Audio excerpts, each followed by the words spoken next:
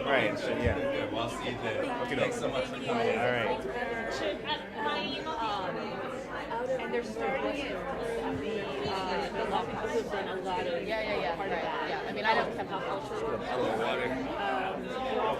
So I'm going to suggest, so a lot of this like Afro house, I've done that, but a lot of them have like Yeah, I don't want to be like heritage, and so they're like, house music and reggae. There are, I think, 8 or 9. Yeah. So Yeah, the idea is like, like, like now that I'm researching what I'm saying right now is all that popular ways and a whole like music, ethno.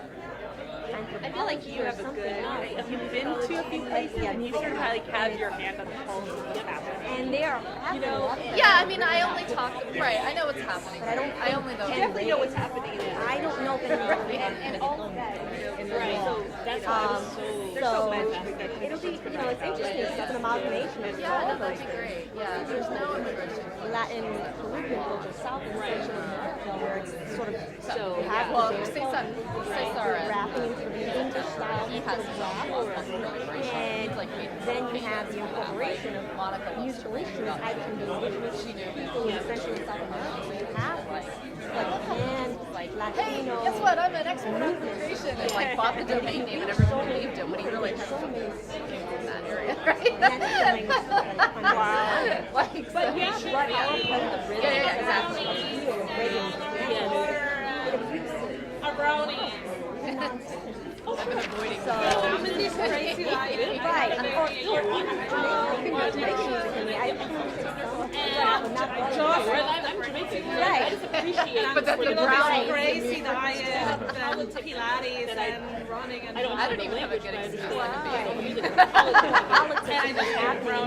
Not so the second rate, the second hip hop. Not everywhere. You'd feel more if you did. Where and some of it's really violent and vulgar, but yes, Yeah. things that are happening in larger urban communities of countries in Latin America. We're about to So start. it's sort of like just a voice, and then I'll take one. We're about to start the second roundtable, so if everyone can get seated.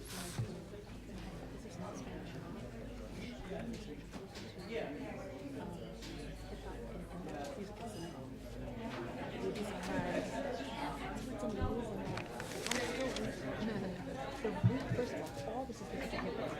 Of course, right? Because it's all because of hip hop. Right? It's all because of hip hop. It's just something about the beat appeals to a larger audience, which is put that reggae, a little bit tambales, and it can wider appeal. So for our second roundtable, we're very honored to have Professor Sheila Vélez Martínez act as our moderator. Professor Vélez Martínez is an associate clinical professor of law here at the law school, and she's the director of our immigration law clinic.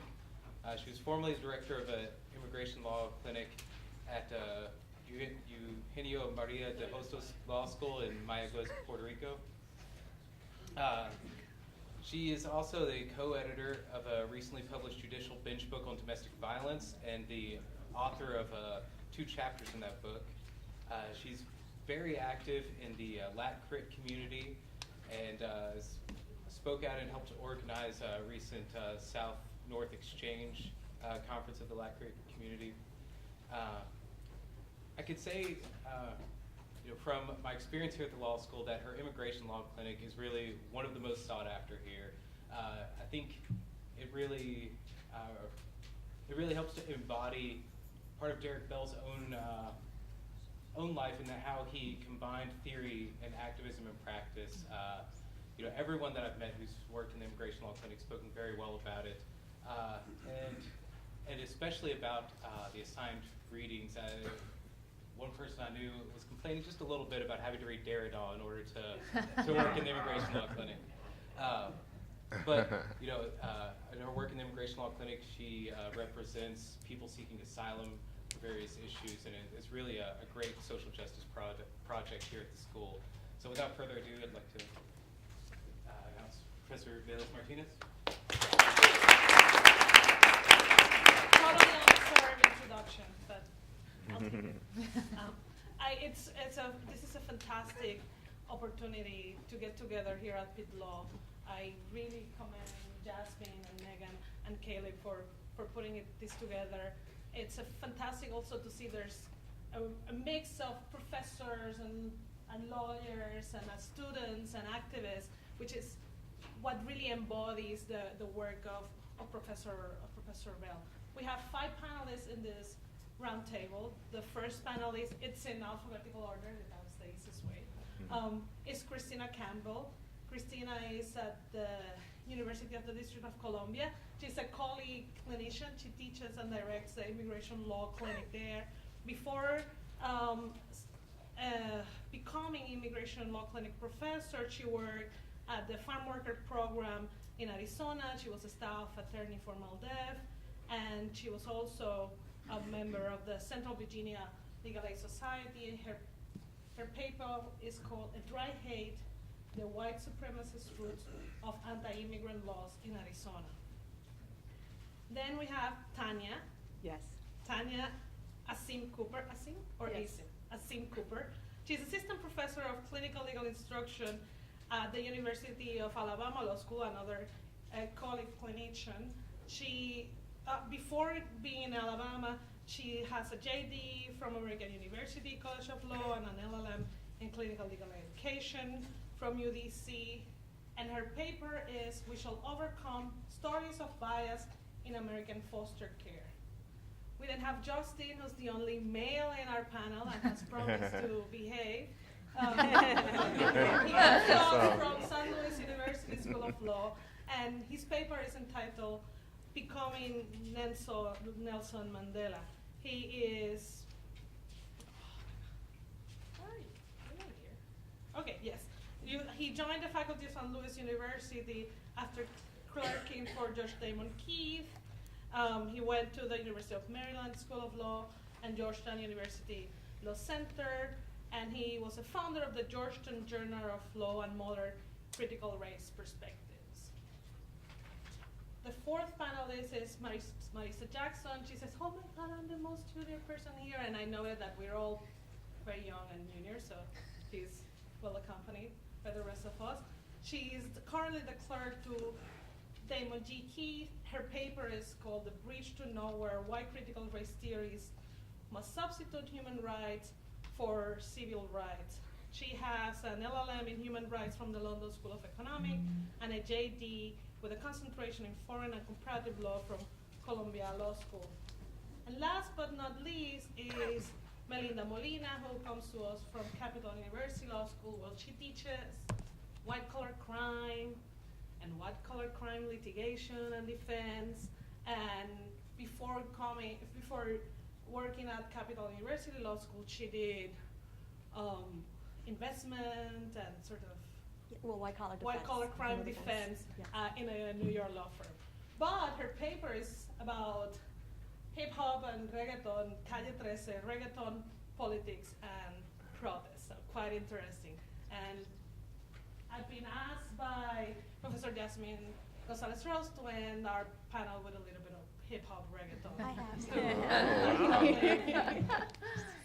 I hope that you will find, as I did when I read the abstract, that this panel represents wonderfully the depth of the work of Derrick across so many different issues that occupied him as an activist, as a scholar, and as a lawyer. So without further ado, Kristina. Thank you.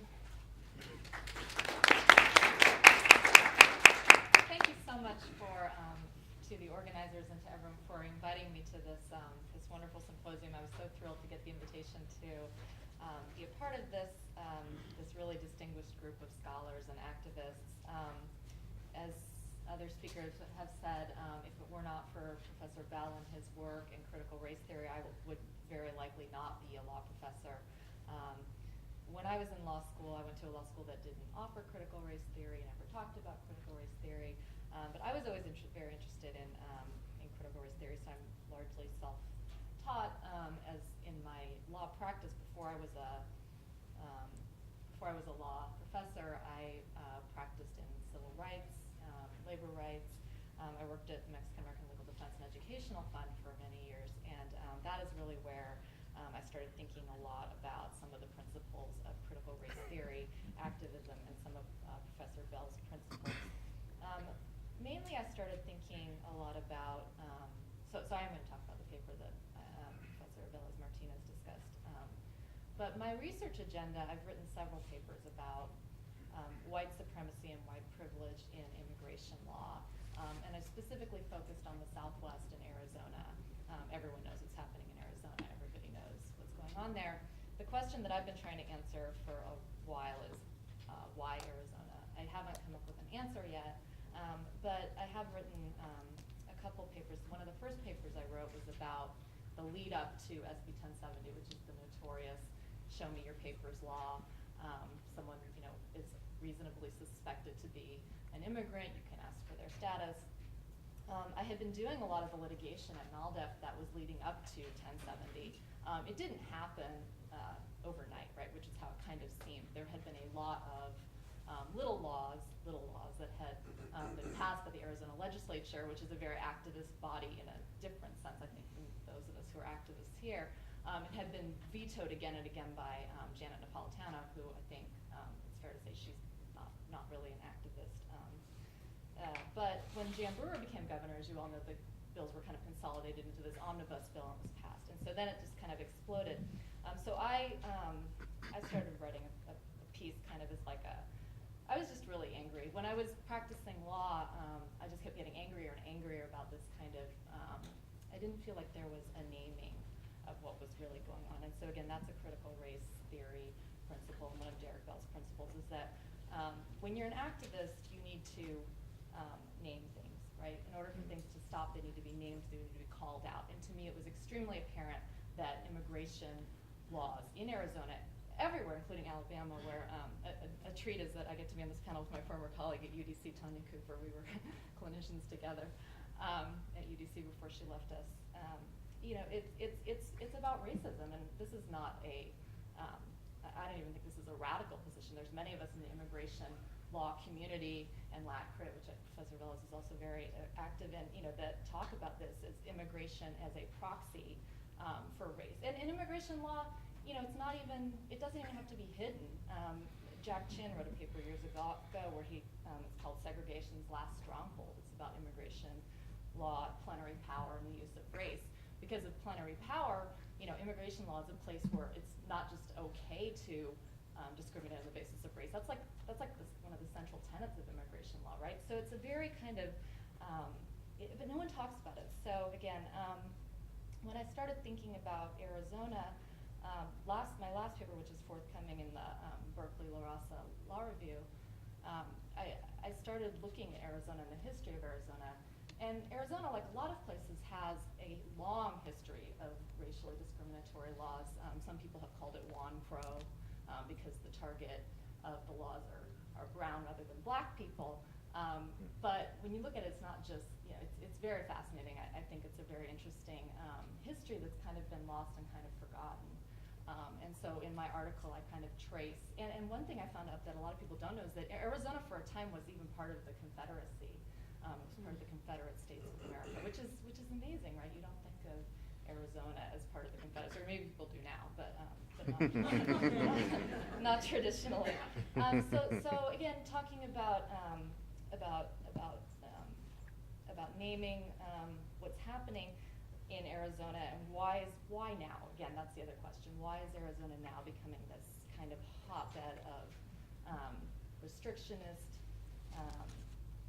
immigration laws, and why is it targeting, people of color, right? I literally, I'm not being hyperbolic when I say I lived in Arizona for many years. I know a lot of people in Arizona, and I really don't know any person of color that hasn't been subject to the kind of racial profiling that is part and parcel of the law there. It's a very scary place to be if you're a person of color. And the other thing about Arizona is that those of you that have been following the racial profiling lawsuit against the sheriff, I had worked on that at MALDEF, and the class that was certified in that case is extremely broad. It's every Latino person living or working in Maricopa County, which is 3 out of the 5 million people that live in Arizona, on or since January 1st, 2007, right? And that's an incredibly broad class of people. That's how pervasive and widespread the stuff that's going on there is. So my latest paper, and the one that I submitted for the symposium, talks about the white supremacist movement in Arizona, which is, again, it's shocking to me that that this is the white supremacists. There's a lot of white supremacists in Arizona, and again, they're not hiding. They're an organized group. I think it's pretty well known that there's been roots there for a while. Like the guy who wrote the Turner Diaries was in Arizona. Timothy McVeigh and his people, they plotted up in Kingman. But one of the things that Southern Poverty Law Center and the Anti-Defamation League also, they've done some really great reports on white supremacist and movements in neo-Nazi groups in Arizona. But one thing that is not talked about is how the politicians have a lot of ties to these white supremacist groups, and it's really shocking and really shameful when you look at it. Russell Pierce, who was the author of 1070, one of his closest allies and there were pictures. The Phoenix New Times is the alternative media in Phoenix, Arizona, and they do a lot of really excellent investigative journalism about everything that I've been talking about today. But J.T. Reddy was one of the, Russell Pierce, who wrote the bill, used to get his picture taken with J.T. Reddy all the time. This guy was an incredibly prominent neo-Nazi. He went on this murderous rampage a couple of years ago, 2011, killed his family, killed himself, and people were like, oh my God, people were very, very shocked. And that kind of spurred, I think people started paying attention in Arizona a little bit, at least in Mesa, which is the district that Russell Pierce represented. He was actually recalled, which is really, when you think about it, pretty impressive. But there's been lots of border vigilantism. American citizens. There was a little girl named Brisena Flores who was murdered by border vigilantes in 2009. There's several people on death row for that. But my thesis is basically that there's all this activity that is very much out in the open, that it spurs the racist rhetoric, and I think this is a huge reason that stuff is happening in Arizona, but no one is naming it. So it can become a laboratory, right, for hate groups, for extremists to implement their agenda, and this idea that when people are saying, well, it's not really about race, it's not really about color, I think it clearly and obviously is. And so my paper is really just an attempt to explore the roots of that. And so it's a very much a work in progress. It's in its infancy. If anybody has any suggestions or ideas, I'm open to them. And I have 2 minutes, but I'm going to leave them to my other panelists. Thank you.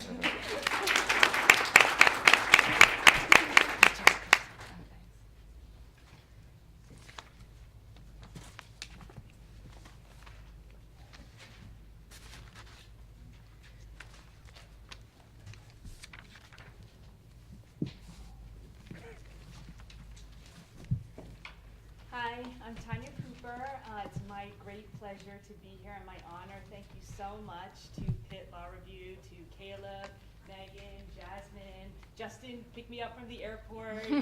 So thank you so much. I am writing a paper right now with a former student of mine at the University of District of Columbia School of Law, the other HBCU in DC. And we were in the UDC legal clinic, and we found ourselves over a course of a few years primarily working together as teachers and students of color, representing parents, all African American, in DC's child abuse and neglect system. And so these are some of our stories, our client stories that we'd like to share. So Therese graduated in 2012. She couldn't be here today. She has since passed the California bar and is a pro bono public service director for San Bernardino County in California. So we're working very much on this together, but she couldn't be here. So I'd like to tell you a little bit about the system's treatment of our clients and us through stories and how it felt for us representing the underdog. And we are taking Derrick Bell's ideas of using counter narratives, and we've highlighted some of the stories from our cases in the clinic that are all now appellate decisions that we're going to be referring to. But before I launch into a couple of stories, I want to give you a quick word about the context.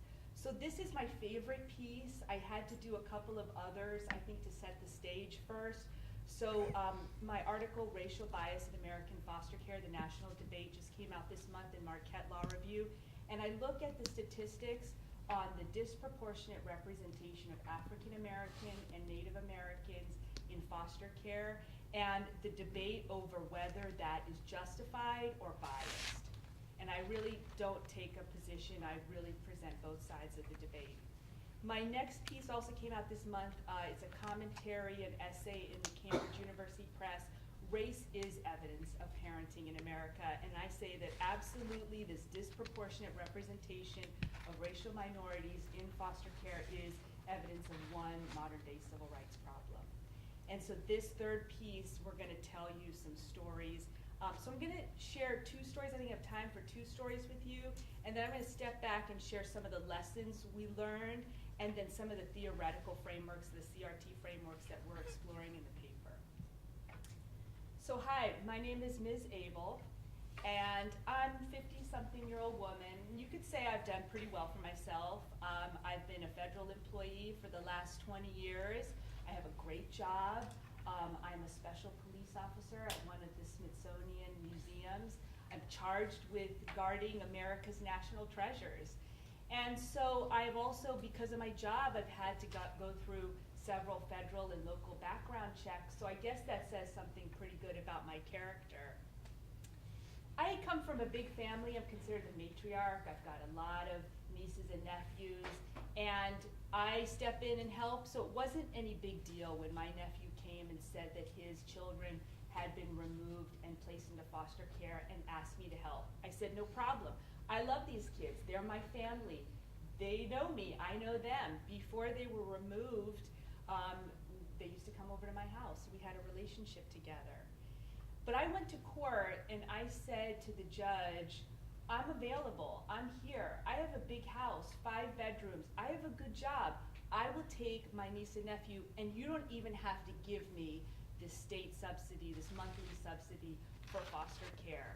But she wouldn't listen to me. She would kick me out of the courtroom. She seemed to think that because I was a single African American woman with 3 grown kids, that somehow that wasn't good enough. She was looking for a family where there were 2 kids, two parents, single family home, and foster parents, licensed foster parents. So I said, fine, I'll become a licensed foster parent. I went through the classes. 1 month later, I had finished, completed all the background checks because I had already done them for my job. So I went back to the judge. I said, now I've gotten the license. Give me my niece and nephew. Again, she said, no, now they've developed a relationship with their foster parents, so I cannot give them back to the family because of that. Well, since then, I've adopted the children's younger brother, and what I want to know is, if I was an okay caregiver for him, how come they wouldn't put the other kids with me too? Then we could have all been a family. Hi, my name is Ms. Payne. I have 4 children. 2 are still young. I have 2 kids. One is 15 years old, one is 6, and they live with me, and the other 2, they're grown up, and we're very happy. Everybody comes over to my house on the weekends, and we have a moon bounce in the backyard. We have large barbecues, and people also say that I'm the matriarch of my family too. I am in a lot of pain because I have been in 4 car accidents. Each time a car was hit, I was a passenger, and the doctors tell me now that I have a lacerated disc in my back and I have degenerative back disease.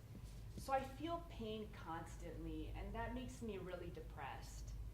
So the doctors gave me some pills to help me manage what they said is now going to be chronic for me. This pain will never go away. And that pain medication makes me sleepy.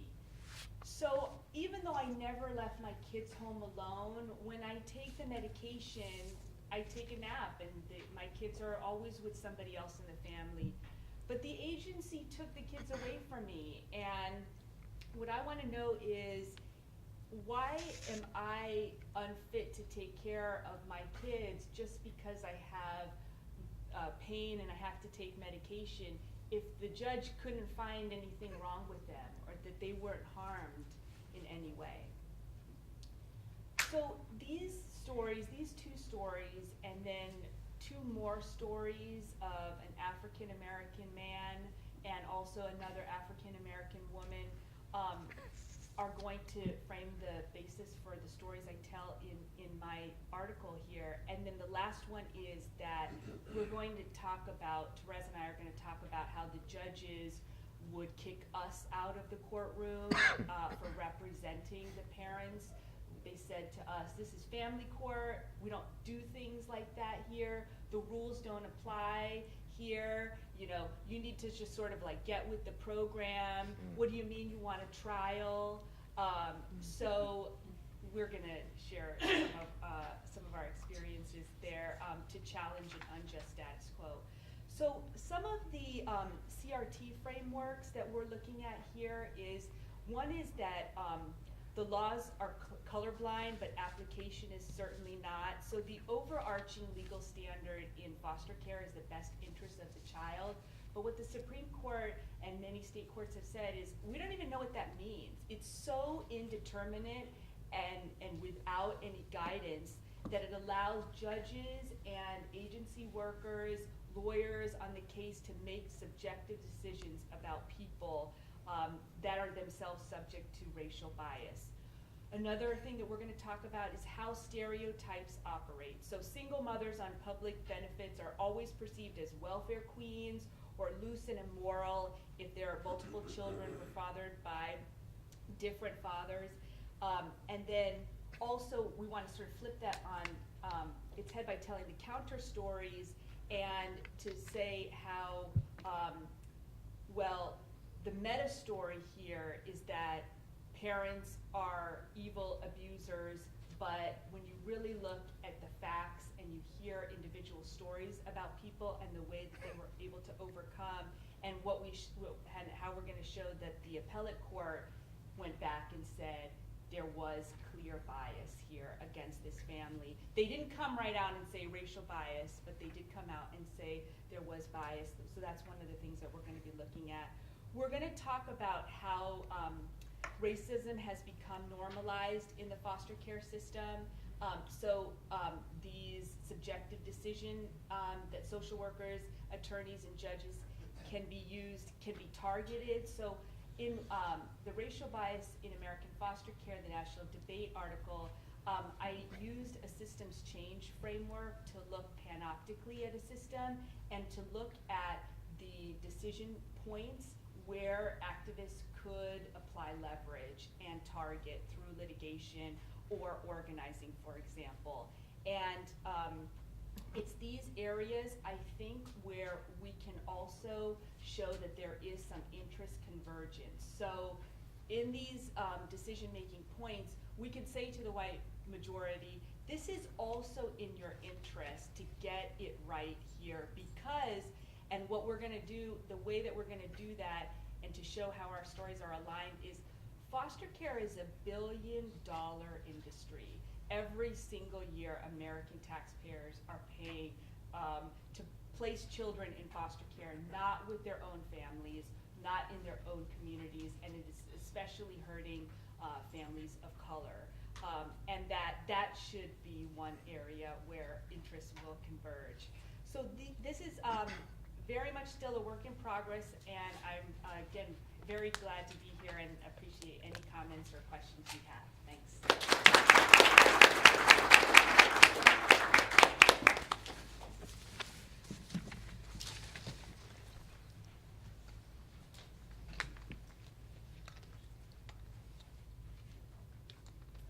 All right, so first I want to start off by saying how honored I am to be here. Derrick Bell is my hero, and so happy to be able to participate.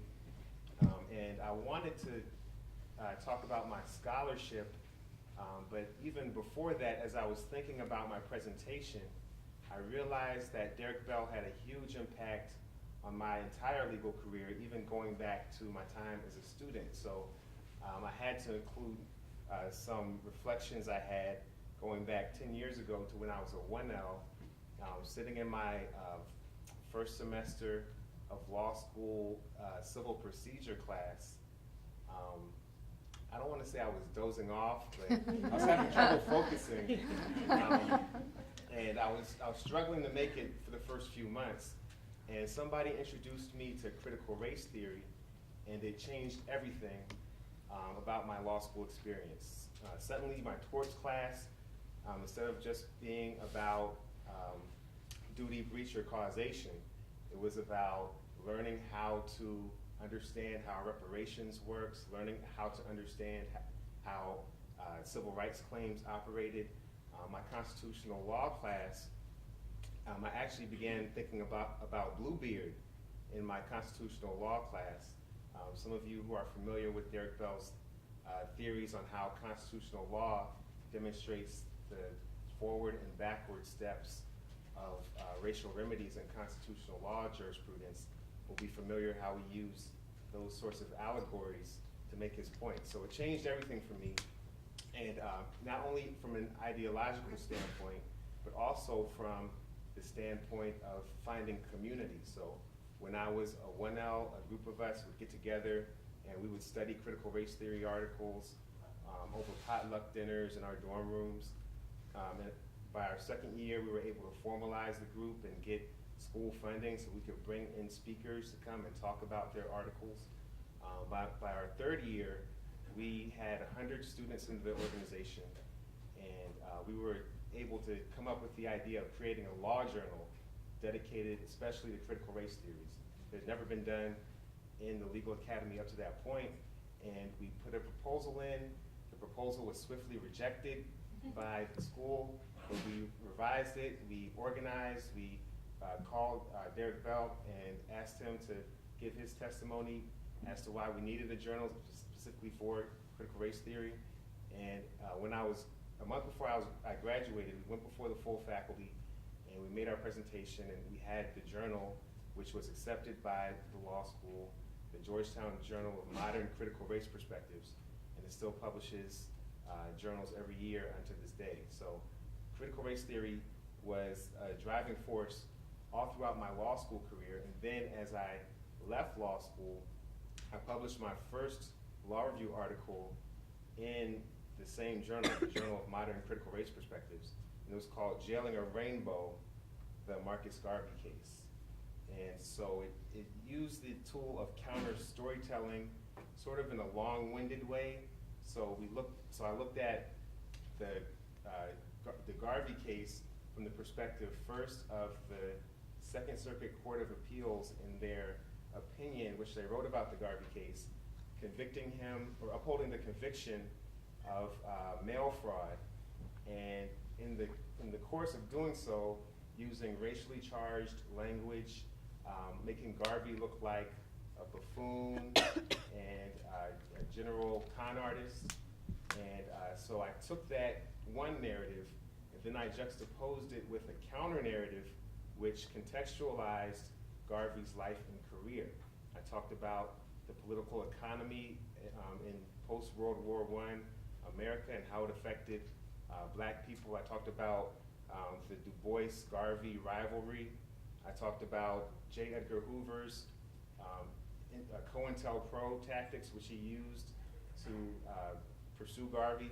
And I talked about the judge's conflict of interest before concluding that altogether, along with the facts, it strongly suggested that Garvey was wrongly convicted.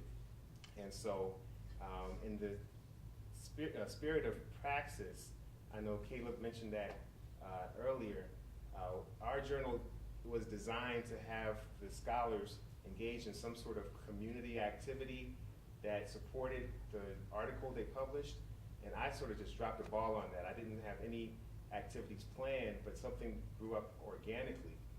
The UNIA, which is the organization that Marcus Garvey founded, actually got their hands on the article, I think because I posted it on SSRN, and they bought some reprints. They began selling the reprints for fundraising, in Harlem and other places throughout the country at their meetings. And eventually I got a call from Dr. Julius Garvey, who is Marcus Garvey's youngest son, asking me to help represent the family in their effort to have Garvey posthumously exonerated. And so I was able to engage in activism, 5 minutes, engage in activism and lawyering and along with the scholarship I worked on. But I wanted to talk a little bit about the impact that Derrick Bell had on my scholarship as well. After I graduated law school, I had done some other jobs, and then I came across the book Ethical Ambition, which was probably the book that had the biggest impact of any book on my legal career, my legal scholarship. And the book spoke to me right from the beginning. On page 4, Derrick Bell said, quote, "Leaving jobs and engaging in other activities to protest what I felt was wrong did not destroy my career. To the contrary, those actions, while not always easy to take, enriched my life and provided me with the perhaps unrealistic but no less satisfying sense that I was doing God's work." And on page 5, he mentioned how, quote, "I worked for success as the world measures success, but my primary goal has been to live an ethical life, or as the hymn puts it, to live the life that I sing about in my song." And I started thinking about all of my writing on racial justice, and I wanted to do some work that allowed me to write about justice and think about justice and speak about justice and fight for justice on a daily basis. And I decided that I wanted to be just like Derrick Bell. I wanted to become a law professor. And so it was really after I read that book that I decided that I wanted to enter the field of legal academia. And it's then I read the article Serving Two Masters, Integration Ideals and Client Interests in School Desegregation Litigation.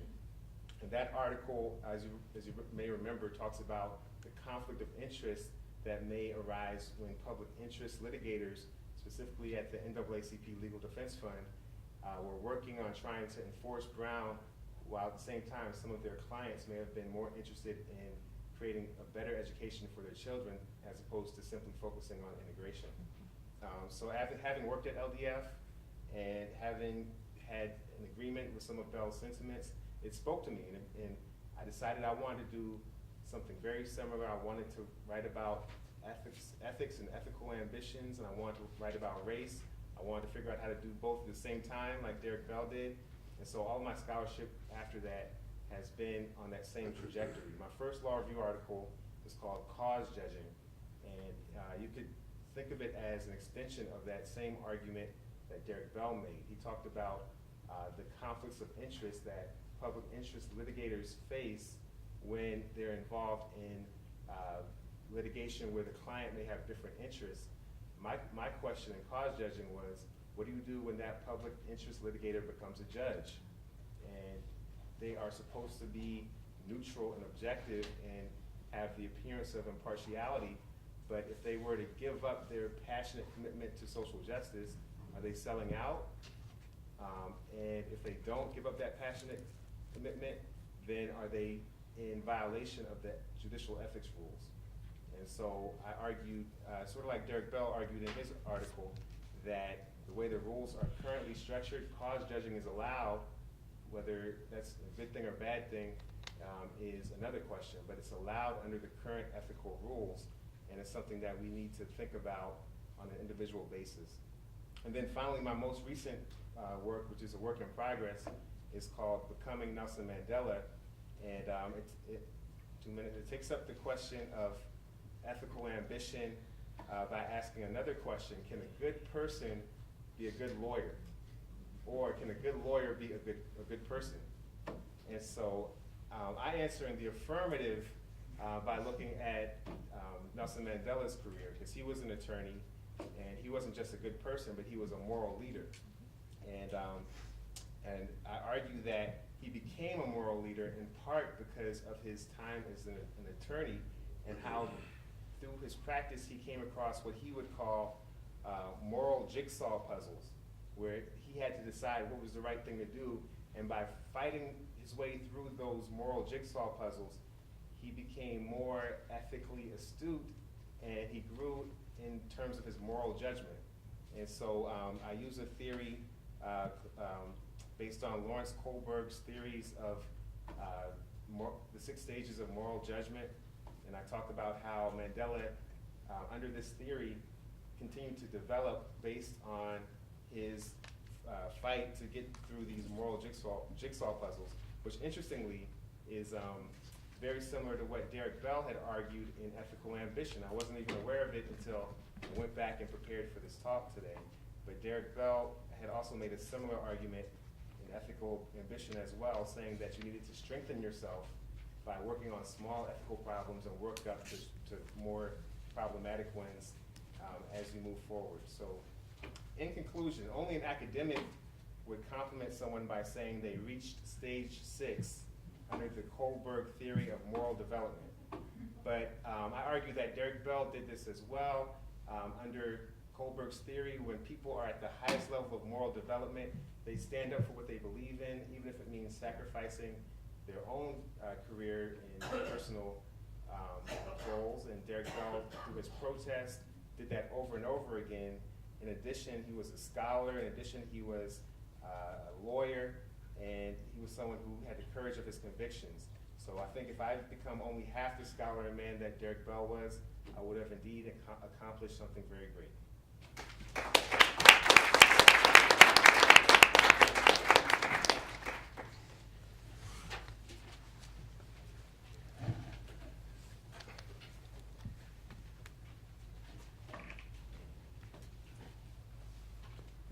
Please forgive me for the upside down ancient political propaganda. I didn't really think much about it until I got here. Yeah, I'd like to just start by also expressing my thanks to Caleb, who got many emails from. Thank you for putting this all together. Thank you to everyone for hosting and for considering me. I'm not a professor yet. Apparently I may be becoming one in June, but you know, just honored really to be here and getting the chance to talk about what I'm working on. Because my time as a lawyer has been so short thus far, I think that I came through law school towards the end of Derrick Bell's life. And I benefited mostly from his work, mostly as an undergraduate student, and determined that I would go to law school as a student in African American Studies at Northwestern, where everyone was talking about praxis and critical race theory. So things that I had not even attributed to Derrick Bell, but things that were being taught to me. So by the time I got to law school, where Derrick Bell's name was not mentioned very often, his influence on me was very sort of unconscious, where my critical race theory professors had clearly been so influenced by him that they didn't even mention his name. That was just how they taught. And so that is his influence on me. I actually only saw him once. He was honored at a gala that our Black Law Students Association gave every year, maybe 2010 or 2011, and so he passed away shortly thereafter. And I had just graduated from law school maybe months before. So that's sort of where I am in time with respect to Derrick Bell. Because his influence was so major, I still have managed to become a critical race theorist, even with so much of this influence being subconscious from my perspective. So my paper is called "The Bridge to Nowhere: Why African Americans and Critical Race Theorists Should Substitute Human Rights for Civil Rights." And basically, my paper is about history, consciousness, language, paradigms, and strategy. So I talk about being at one of those Balsa galas and hearing Judge Greenaway of the Third Circuit pose the question, have we crossed the bridge yet? And I concluded, given that President Obama had been elected, but in the course of him being elected, the racist cries just seemed to get louder and louder. When the night he was elected in Grant Park in Chicago, someone ran through the park with a Confederate flag and a sign that said, "We are not going down." it seemed to me that if we had crossed the bridge, it was a bridge to nowhere. All puns intended.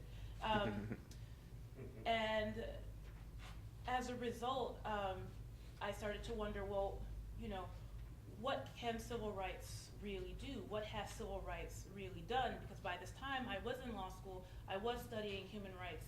I realized that human rights law was at its core anti-racist, but then in the United States, the right was using civil rights, or the language and the symbols of civil rights, to roll back all the anti-racist gains that the civil rights movement had sort of worked for in the 1950s. And so I went to the 1940s, and I realized that there had actually been an African-American human rights movement in this country. And of course, there's actually, as Professor Sheila had mentioned before, there's actually different points in time, even earlier than that, where Black people throughout the world had talked about human rights. But in this country, we associate Black people with civil rights to the exclusion of the other half of human rights, specifically social and economic human rights. And of course, if you study human rights, you realize that you cannot have one without the other. Indeed, a core principle of human rights law is that all human rights are interrelated and indivisible. So when you talk about isolating civil and political rights, when you talk about isolating social and economic human rights, you have already defeated everything you were trying to accomplish before you even get out the gate. So I wanted to just talk in sort of a response to some of the earlier talks that I found so compelling. And I wanted to talk about, just a moment, this question of whiteness. I learned a lot about whiteness in undergrad. And so we heard earlier this afternoon that, whiteness is the idea that if you are a white body operating a space, all the space is yours. And so we also talked about stand your ground. So basically, not just in the United States, but throughout the world, and we talk about colonialism and globalization, we learned that Black bodies throughout the world have been excluded, controlled, contained, and when unnecessary, they're eliminated.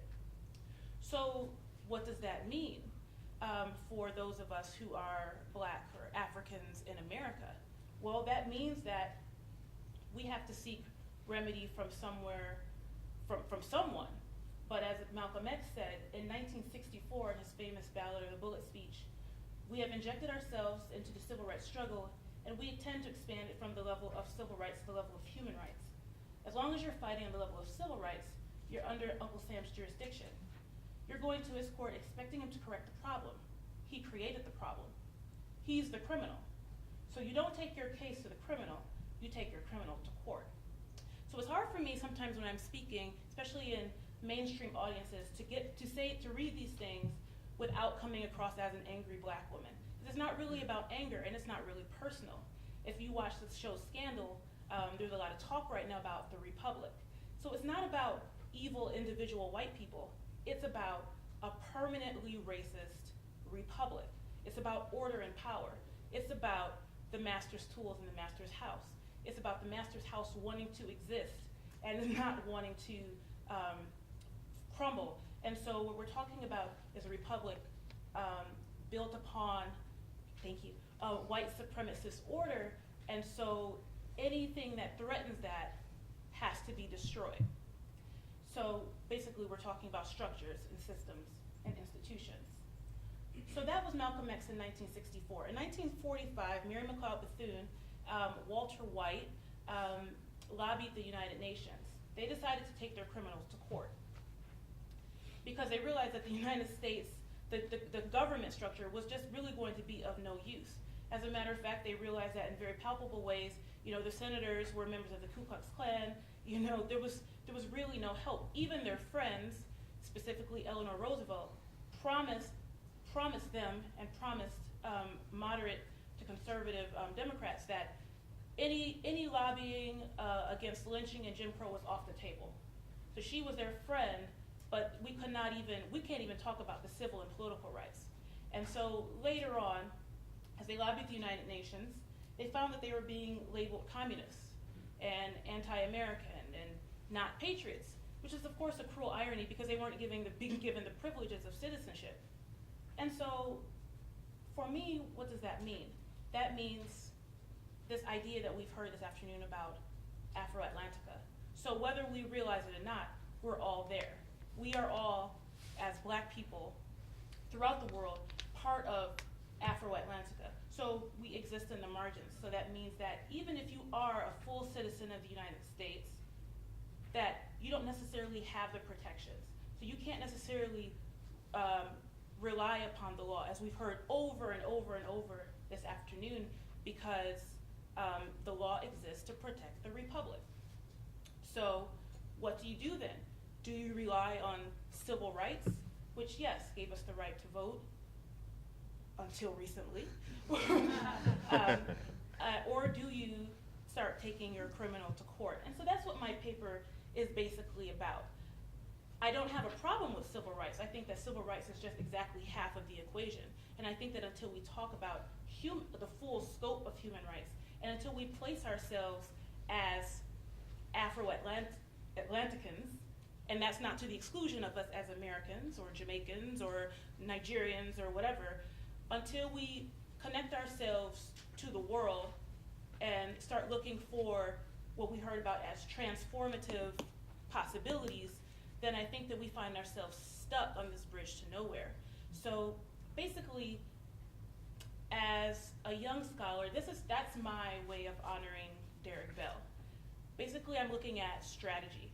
How can we look at all the laws available to us, in my case, that's human rights law, to get us from a place of trying to understand what we can do about young Black children being shot, young or even old brown people being hauled off in trucks and beaten, and how do we avoid getting depressed? I don't think we need to. I think that human rights law does a great job of giving us the tools we need to move a little bit forward. Thanks.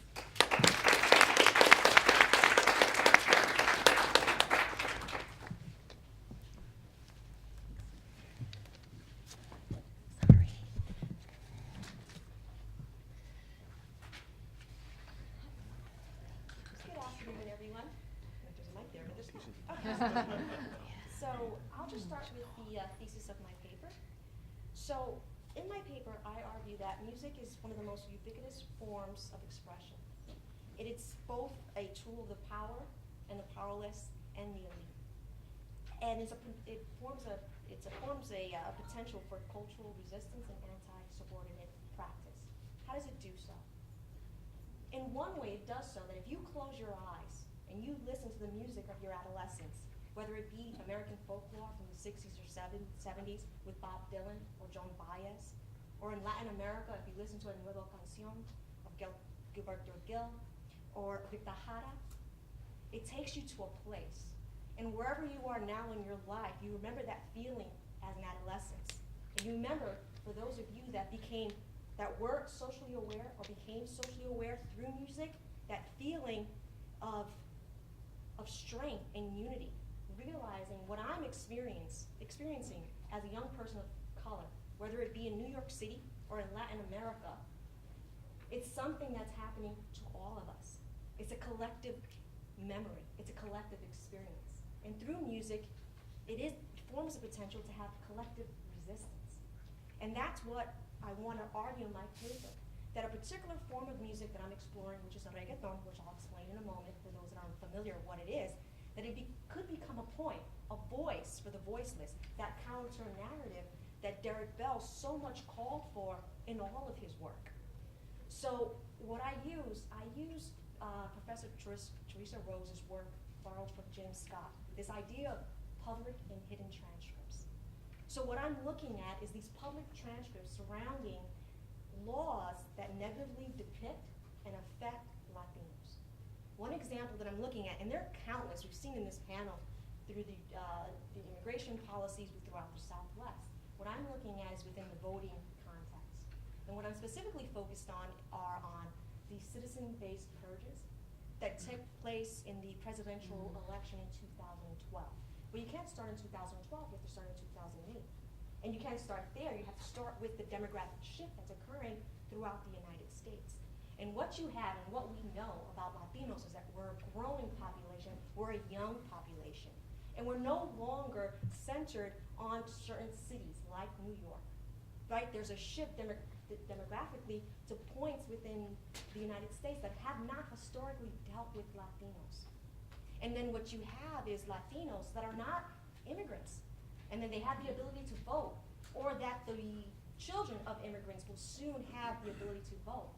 And for those that want to maintain the status quo, instead of encouraging and bringing into the folds for whatever your political beliefs are, right, the political tact, at least from the conservative right, primarily the Republican Party, is to suppress.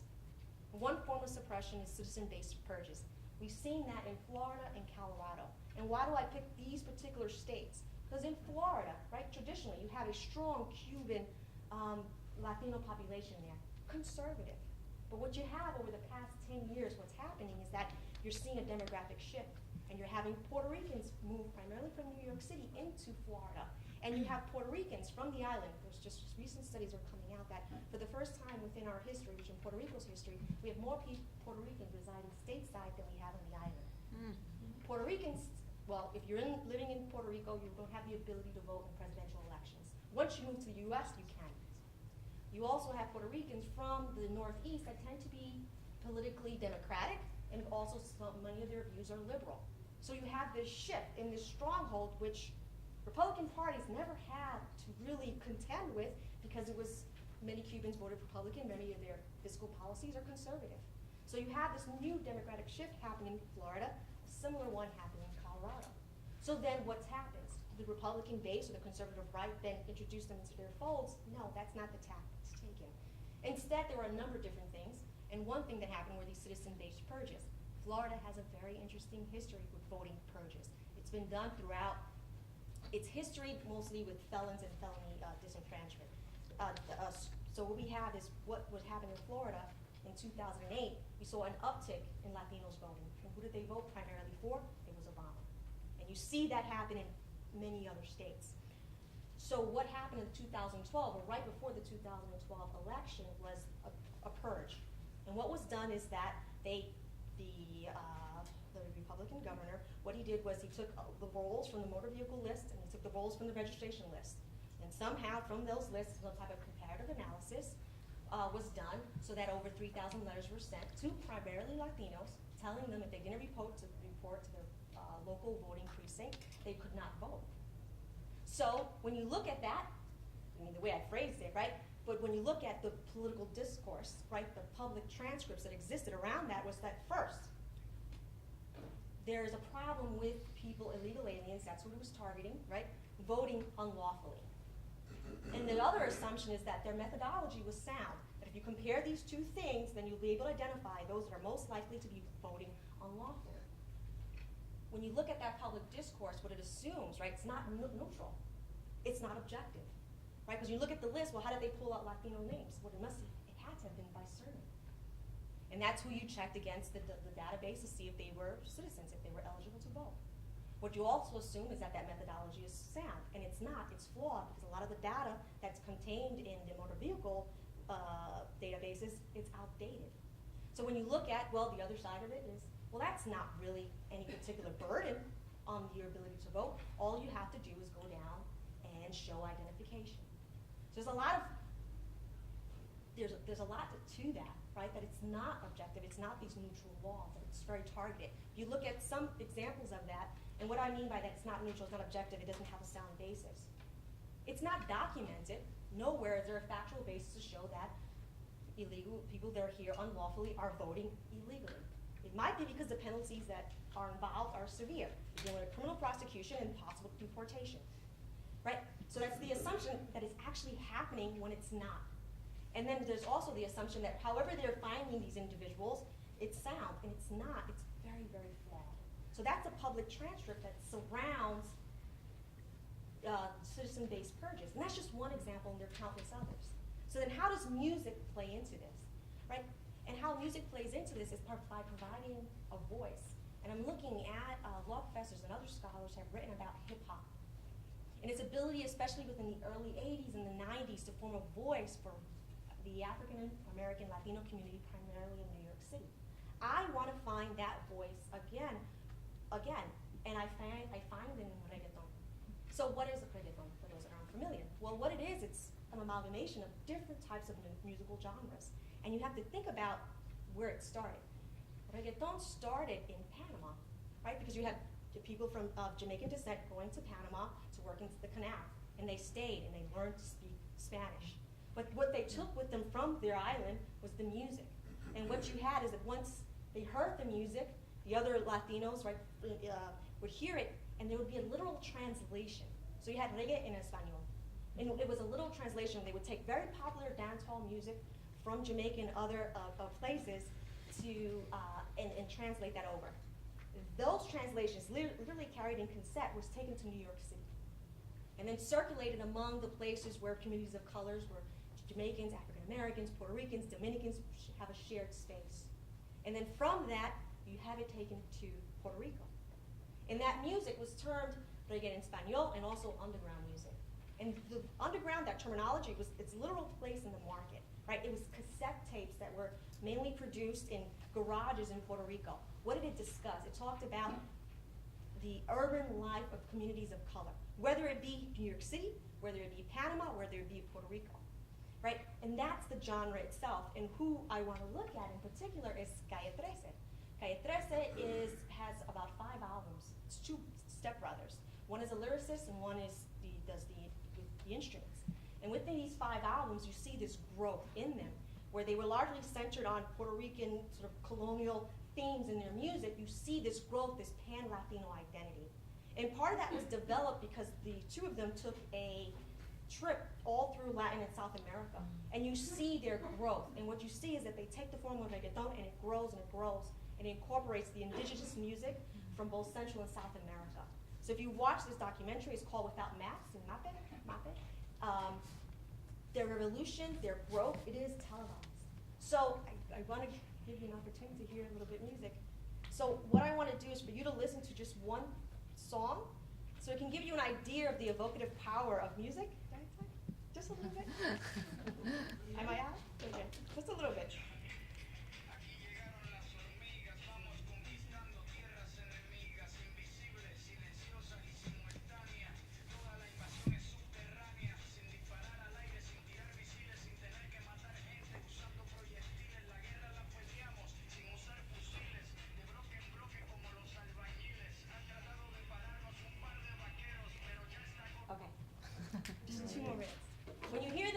It makes me do this, right? And it's not just because that's my signature move. It's because it is.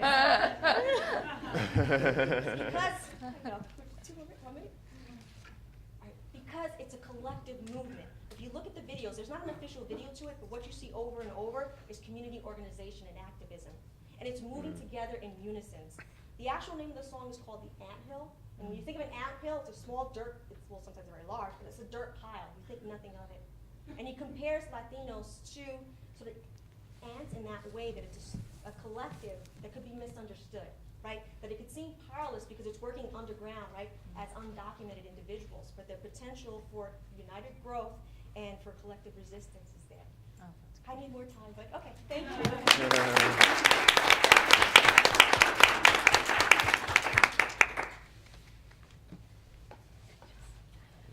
The name of the symposium might be challenging authority, but this has been a very disciplined task. So I commend them for that. I hope you have lots of questions and comments, because if you don't, I'm going to exercise my prerogative, because I do have a lot of comments and questions. And 1, 2, 3.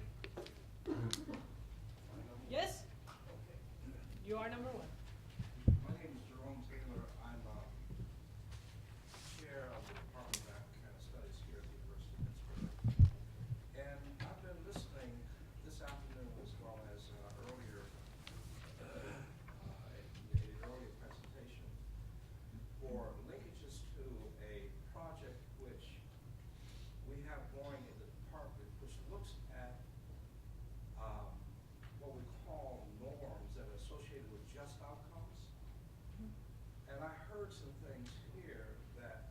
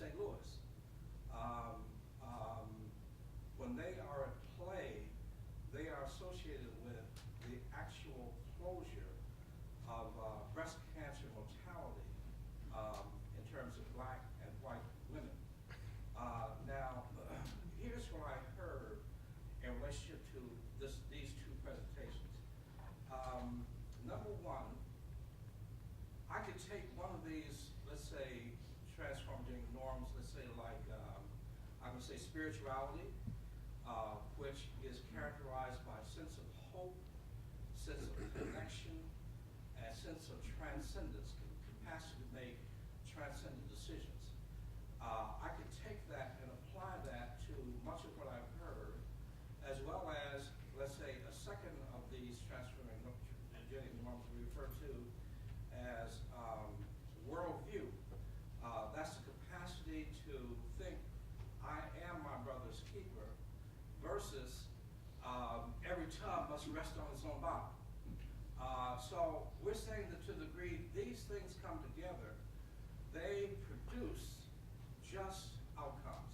Now, my three implications I want to just ask the panelists. Would it be possible, for example, to talk about regulatory standards, let's say, in let's say, in welfare systems that could be put in place where these welfare family homes would be evaluated in terms of the extent to which this worldview plays out, for example, or the extent to which hope, the extent to which connection is projected. Do you see what I'm saying? Would that be a possibility of talking about regulatory standards that we have associated with just outcomes? Or secondly, could they be used prescriptively in evaluating proposed legislation? To what extent would a legislative initiative be promotive of hope, be promotive of connection? To what extent would it be promotive of these five norms, in other words, that bring about just outcomes? And then my final question is whether or not it can be used in terms of dealing with one of Derrick Bell's, we refer to it as post-emancipatory identity. I mean, Bell wanted to go beyond racism, but what we're finding is that, at least in one instance, if you have all four of the remaining things in play, you can still get a just outcome. So if we can't get rid of racism, can we talk about using an attenuated model that nonetheless can bring about just outcomes? I'm going to take two more questions and Oh. then give it you time to. Hi, my name is Ryan Berry. I'm a legal fellow at the American Civil Liberties Union, and I just had two comments that I thought might be helpful to Professor Hansford's paper, in your new one. So my first comment has to do with your question of can good people be good lawyers. So I guess I just wanted to express a little dissatisfaction with the fact that this is a hurdle that we as lawyers have to overcome. Lawyers have a notoriously bad reputation, and I sometimes, even at parties, will hesitate to say that I'm a lawyer because sometimes I'll end up answering legal questions. And sometimes I just feel ashamed, and I really shouldn't. They did a study recently where they measured public response to the particular profession's reputations. You can bet lawyer was on the bottom, military was on the top, which is a distinction that doesn't make much sense to me, because when you join the military, you kill and hurt people. But when you're a lawyer, the lawyers that I've surrounded myself with have really never had to compromise their moral beliefs and have sacrificed big firm salaries for the purposes of helping people. So I'm really glad you're writing the paper, and I'd like to see it. Now, my second comment, which might be more helpful to you, you said you're using Kohlberg's theory of moral development to track a moral behavior and to measure what a good person is. So I think that's a very useful theory, and I'm actually not super familiar with it, but I'd like to call in a distinction here that was raised by Professor Golden earlier. I think the limits of that theory are that it's a psychological theory, which means that it is based on descriptive claims, okay? I think what you might also want to explore, and what you might also find helpful, is taking a look at philosophical theories, because those also have a capacity to be normative theories. There are three main philosophical theories that are generally available in the area of ethics. One is consequentialism, which puts moral value in the outcomes of our action. One is deontology, which puts moral values in our actions resurgence recently and is very trendy among young philosophers is the virtue theory, which fits perfectly with your project. It's a theory that Aristotle proposed that has to do with how we become virtuous persons, which exactly lines up with your question. Thank So, All right, I have two comments, one for Marissa, the other for Justin. I'll take Justin's first, given as you raised, the gentleman over there just raised some of the points that I was going to raise. But I'll just say that in looking at the philosophical moral theories, one of the things that's going to be important to keep in mind is that when you look at the difference between consequentialism and deontology, you have to take into consideration interest convergence, right? And Bell's critique of interest convergence, in some sense, is an implied rejection of consequentialism. Why? Because consequentialism seeks the greatest good for the greatest number. And that's typically the way that quote-unquote racial progress has been made. There have been these places of convergence. And what's interesting is, if you look at deontology, it's going to be, I think, perhaps more useful because it holds that one has duties and obligations that one has to commit to regardless of the outcome, right? And so that may be a more helpful moral theory than consequentialism. For Marissa, I was thinking as you were talking about the difference between civil rights and human rights, about how pervasive the United States is on the world stage. And I appreciate Malcolm X's distinction, right? You don't take your case to the criminal, you take your case to court. But it seems that America is so influential on the world stage that no matter where you go with complaints or issues concerning human rights, you're, in some sense, asking the fox to watch the hen house, because white supremacy is regrettably not unique to the United States, and colonialism, imperialism, etc., is a worldwide phenomenon. And I'm just curious as to how you might want to negotiate that issue as it relates to some of the claims you want to make in your paper. And also keeping in mind that for Bell, I think he was very critical of this notion of diversity, right? Because he thought that diversity sort of watered down the claims of African Americans as it related to the quest for equality and so forth. And so I'm just curious as to what you would think about that. Ms. Bell. I really want to say something slightly different, and that is that, first of all, Derrick was always proud of being a lawyer. He loved being a lawyer, he loved practice, he loved the activism that he brought to it, he loved being a professor, he loved students, and he would be so proud of everything that's happening today. So I just want to say thank you. No.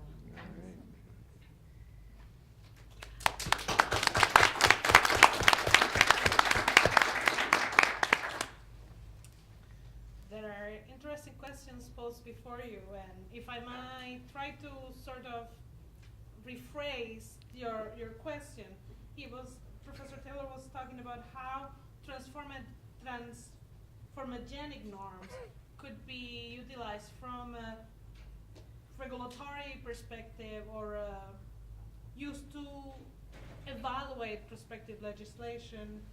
And what about post-emancipatory, the post-emancipatory life? What's after, according to Derrick Bell?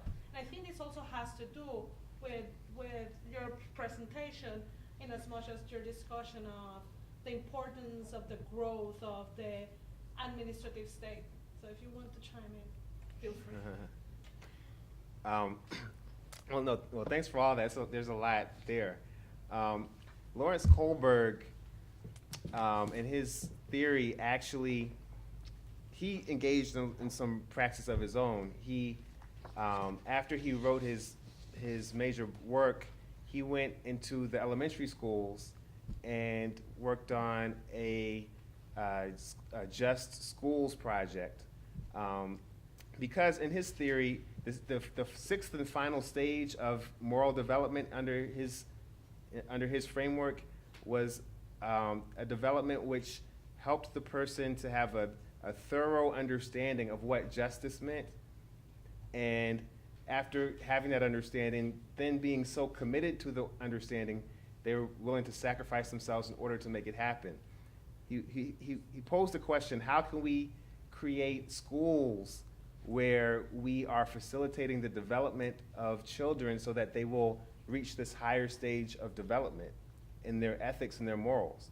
The problem is when people are ethically or morally undeveloped, under his theory, in the lower stages, they are more likely to commit crime, more likely to be engaged in antisocial behavior. So we want to push people up the ladder, so to speak, to make them more moral. So he was doing exactly what you proposed in the school context, and he was having lots of difficulty trying to make it happen because under his theory, and this also echoes what Derrick Bell suggested, people don't become more ethically sound by sitting and listening to lectures or school lessons. They have to go through experiences, and they have to work their way through the experience and have the experience of what he calls cognitive disequilibrium. And when they're trying to navigate their way through that disequilibrium, then they come up with their own answers. And under his theory, those answers take predictable forms.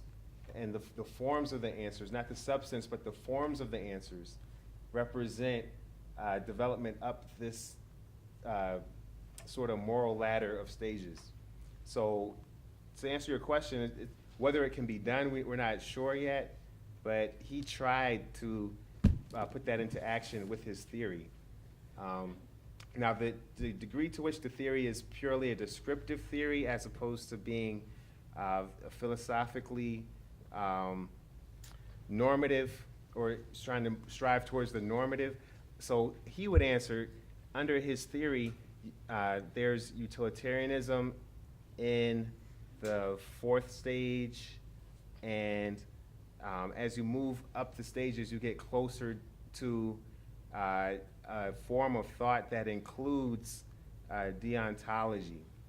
He rejects virtue theory because virtue theory, according to Aristotle, is based on the idea that people become virtuous based on repetition. So, for example, a person who is honest had to practice being honest by telling the truth over and over again.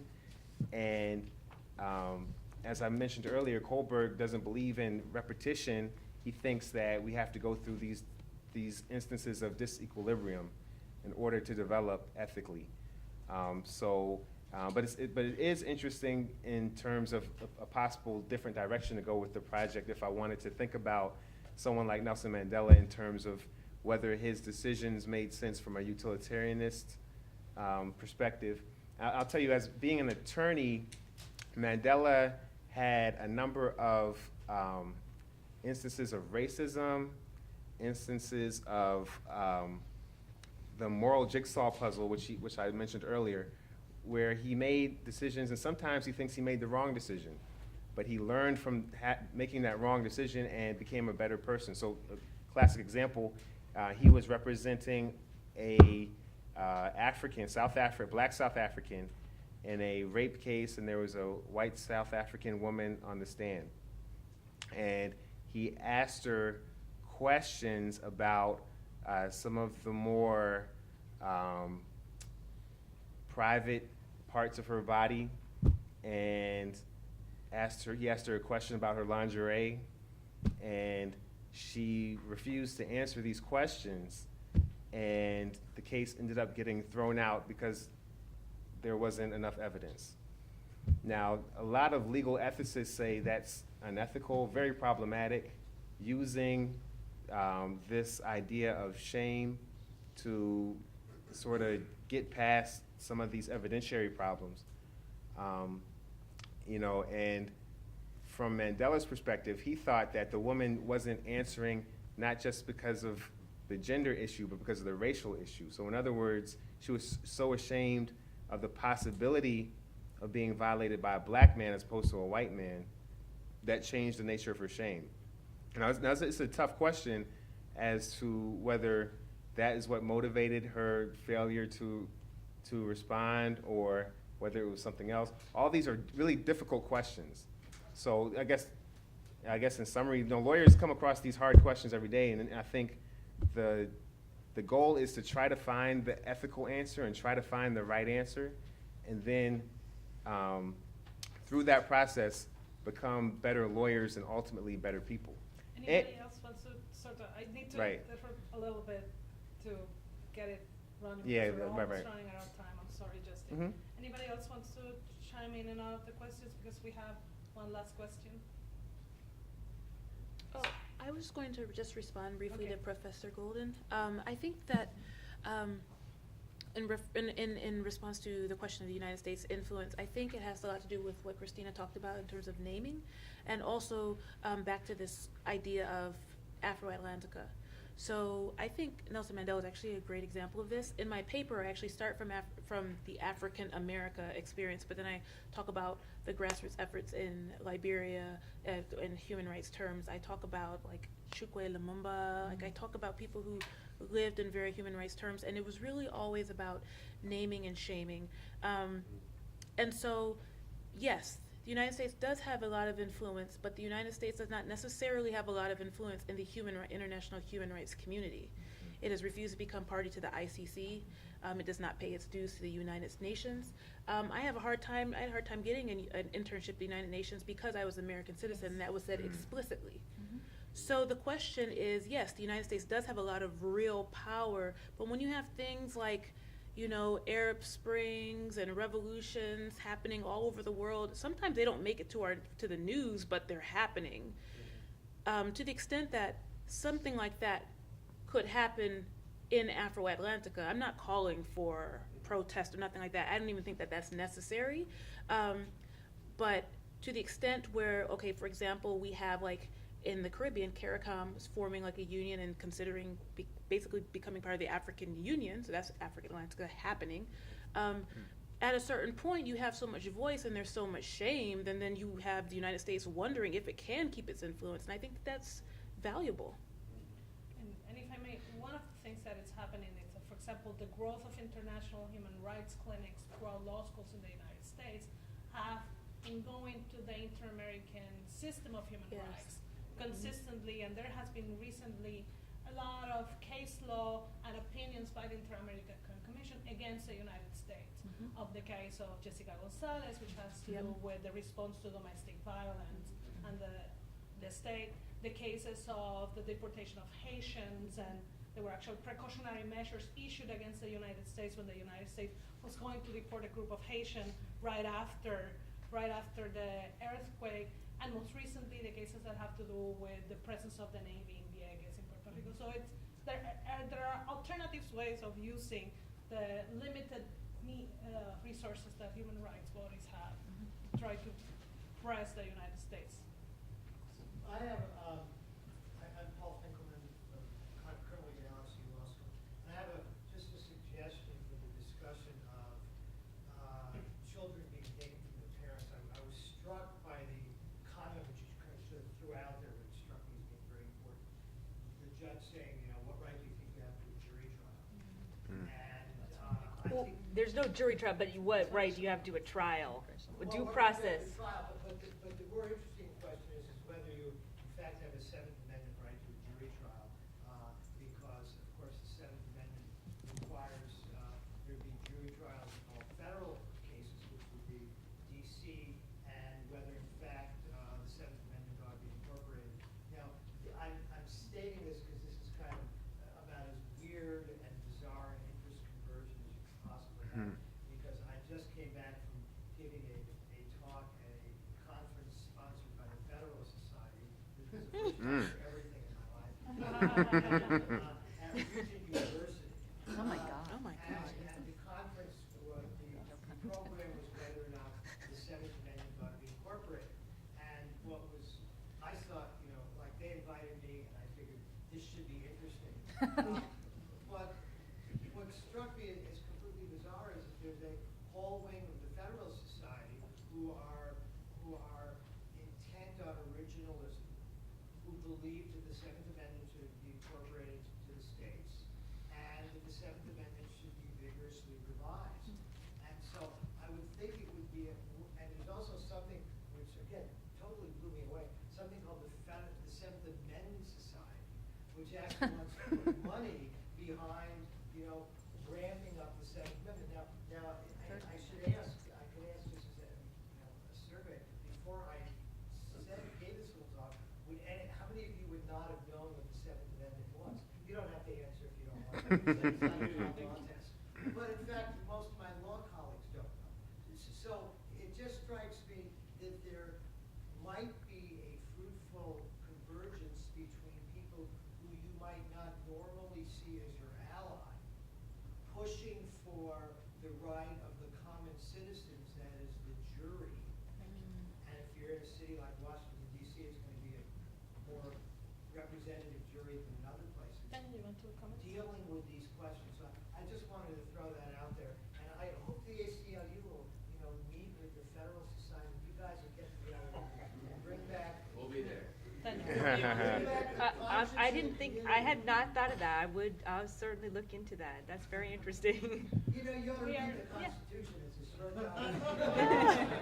We have exhausted our time. We're well beyond our time. I thank the panelists. It's a great panel. I invite everybody to stay over. The program continues. There's a reception downstairs at 6 o'clock and the inaugural lecture. So this is literally just beginning.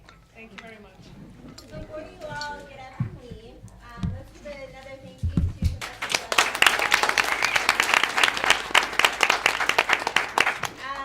We also want to thank all of the participants in the roundtable today. We read your abstracts. Some of us have had email conversations with you, but it came to life today, and it was very energizing and inspiring, so thank you so much. We also want to thank our co-sponsors, the School of Social Work, the Center on Race and Social Problems, the ACLU, also BALSA, and the Community Empowerment Association. So thank you so much.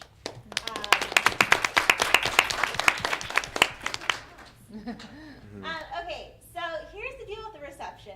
The reception starts at 6. We've been asked to give them a little bit of space so that they can set up. So please, if you're staying in a hotel, you want to freshen up a little bit, please, feel free to do that. Feel free to hang out here. There are extra cookies and brownies in the back. I promise you it's going to be worth it. We have a jazz quintet. Oh my God. Oh. We have amazing food, great beverages, wine, beer, wonderful, brilliant minds, great conversation. Also a book signing with Professor Ian Haney-Lopez with Dog Whistle Politics, which he's giving a lecture on this evening. The lecture is going to start at 7 p.m. in the Moot Courtroom. For those of you who are not familiar with our brutalist architecture building, the Moot Courtroom is actually in the basement. It's G. We will guide you there, but just so you know. Otherwise, I will see you at 6. Thank you so much. All right, I guess I have to rush to the